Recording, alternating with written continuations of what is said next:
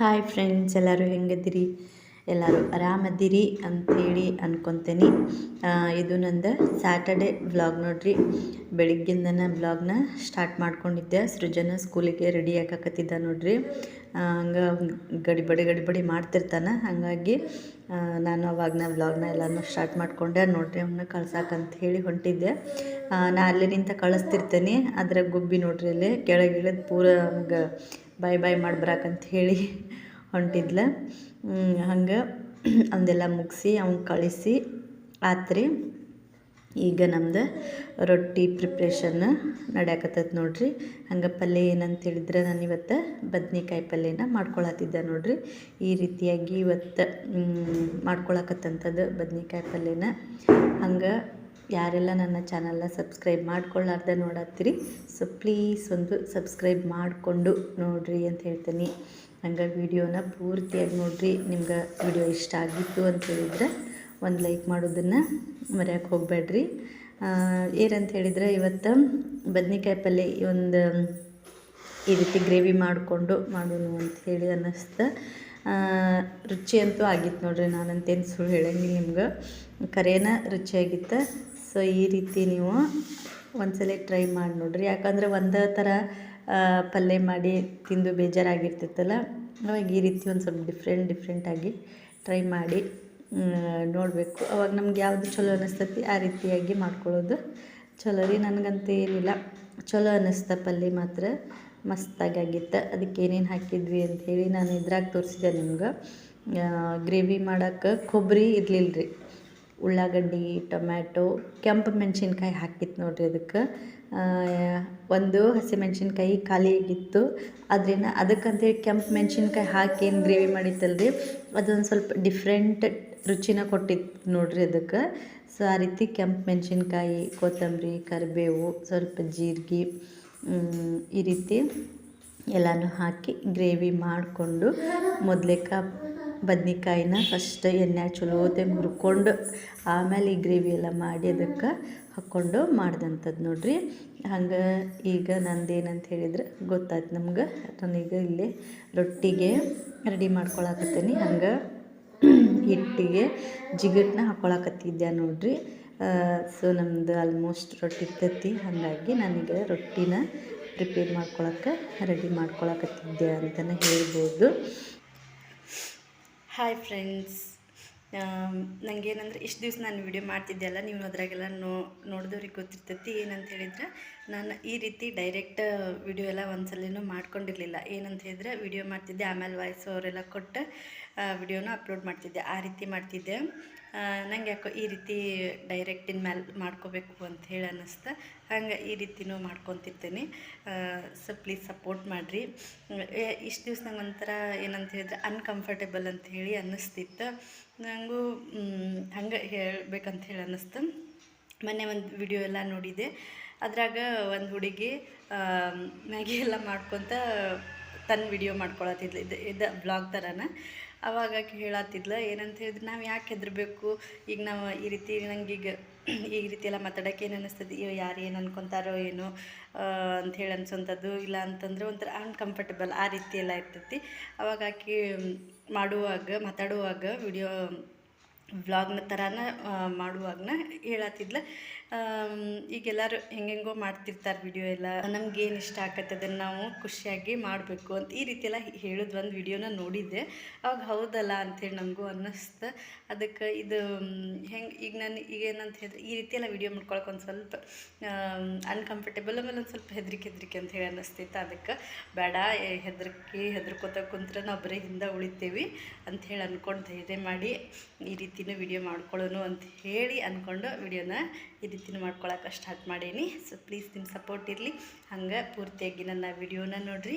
Video ಇಷ್ಟ ಆಗಿತ್ತು ಅಂತ ಹೇಳಿದರೆ ಒಂದು ಲೈಕ್ ಮಾಡೋದನ್ನು ಮರೆಯೋಕ್ಕೆ ಹೋಗಬೇಡ್ರಿ. ಪ್ಲೀಸ್ ನನ್ನ ಚಾನಲ್ನ ಸಬ್ಸ್ಕ್ರೈಬ್ ಮಾಡಿಕೊಂಡು ನೋಡಿರಿ ಅಂತ ಹೇಳ್ತೀನಿ. ಹಂಗೆ ಈಗ ಬೆಳಿಗ್ಗಿಂದಂತೂ ನಮ್ಮದು ನಾಷ್ಟ ಆಗೈತೆ ನೋಡಿರಿ.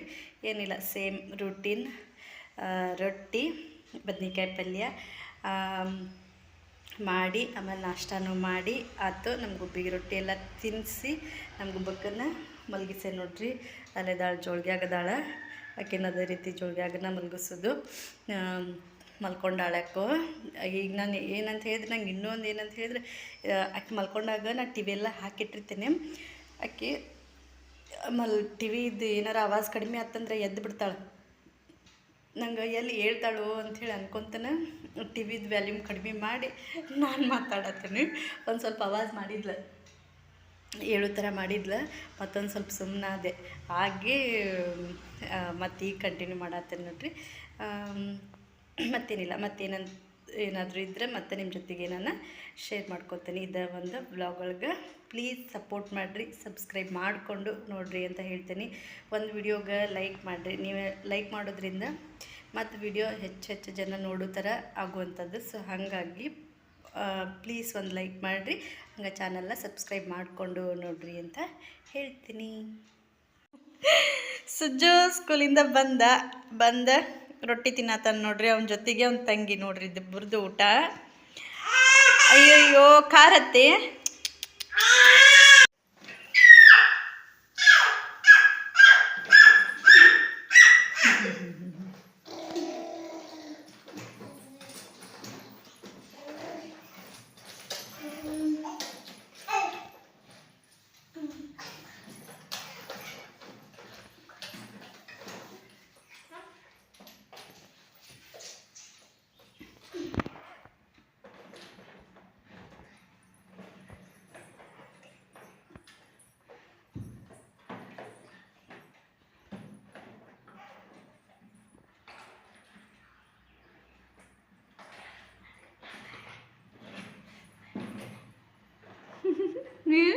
ನೀನೇ ಹತ್ತದು, ನೀನೇ ಇಳಿದು. ಯಪ್ಪ ನಮ್ಮ ಗುಬ್ಬಿ ನೋಡ್ರಿ, ನೀನು ಮಟ್ಟ ತಾನ ಹತ್ತಾಳ, ತಾನ ಇಳಿತಾಳ. ಸರ್ಕಸ್ ಎಲ್ಲ ಮಾಡಕ್ಕೆ ಹೋಗಿ ನಿನ್ನ ಬಿತ್ತು ಗುಬ್ಬಿ. ಈಗ ತಾಚಿ ಮಾಡುವ.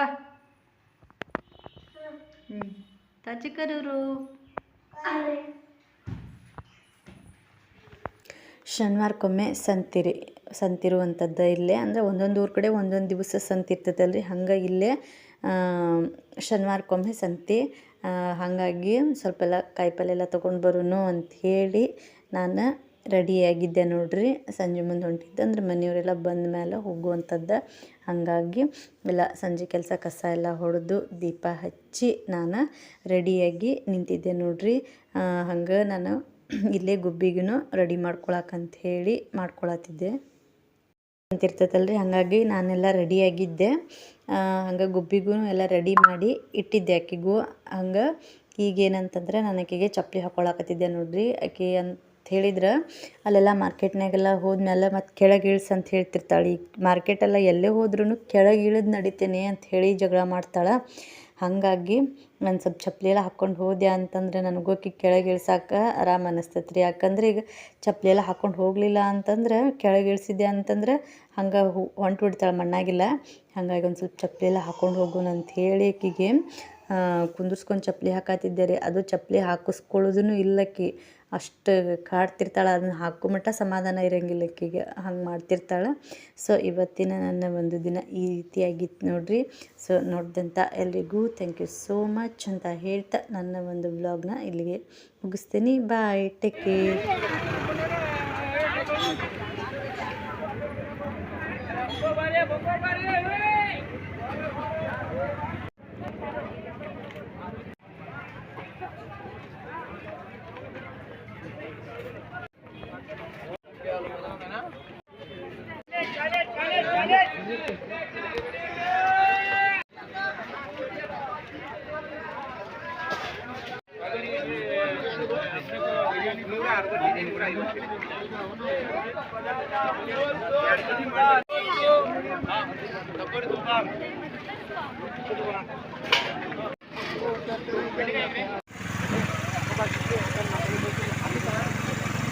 ಮಾಡಿದ್ದೆ ಹೋಗ್ಲೋ